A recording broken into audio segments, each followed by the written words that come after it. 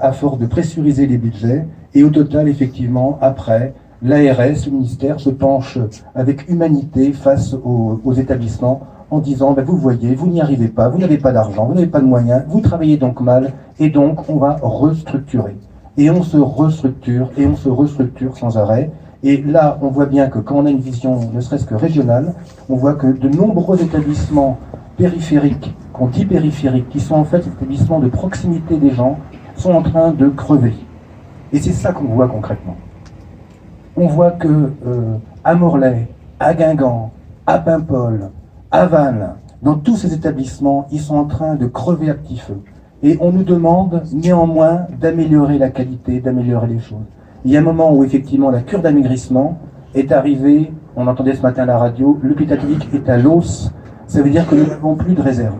Et donc je pense qu'on a été quand même tout à fait touché par le fait que tous les gens qui sont passés dans le hall, sans exception, quasiment sans exception, ont signé pour la pétition. Ben moi j'appelle la population, j'appelle les soignants à se tourner vers leurs députés, vers leurs maires, vers leurs élus, en leur disant que s'ils ne font pas eux-mêmes pression sur le ministère, le gouvernement, l'ARS, qui nous chantent des histoires disant que tout va bien, eh bien il y aura effectivement des sanctions dans les urnes. Et je pense que c'est comme ça que les choses changeront, parce qu'on a un mouvement national. Je crains que nous ayons comme réponse un emplâtre sur une jambe de bois.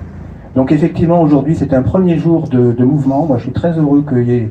Je ne suis pas spécialement révolutionnaire.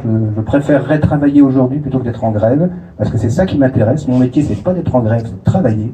Mais je vois en tout cas qu'il y a un mouvement général qui se fait, et qu'on commence, je le crains, un mouvement qui va durer, parce que c'est pas sur une journée de grève que le ministère va plier. Et donc, je pense aussi que pour la population, il faut qu'ils se rendent compte que c'est leur santé qui est en jeu.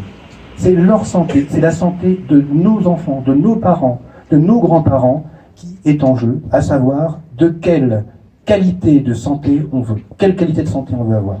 Et si effectivement on n'est pas entendu, eh bien il y aura un système peut-être à l'américaine. Hier soir, vous avez regardé France 2, où on voyait que des gens mouraient, on n'en est pas là, hein, heureusement quand même, faut pas non plus exagérer, où des gens mouraient parce qu'ils n'avaient pas les moyens de se payer l'insuline. Heureusement ici, on a encore une sécurité sociale qui marche, mais ce bien-là que nous avons, ce bien-là commun, il faut vraiment qu'on se mobilise pour le garder.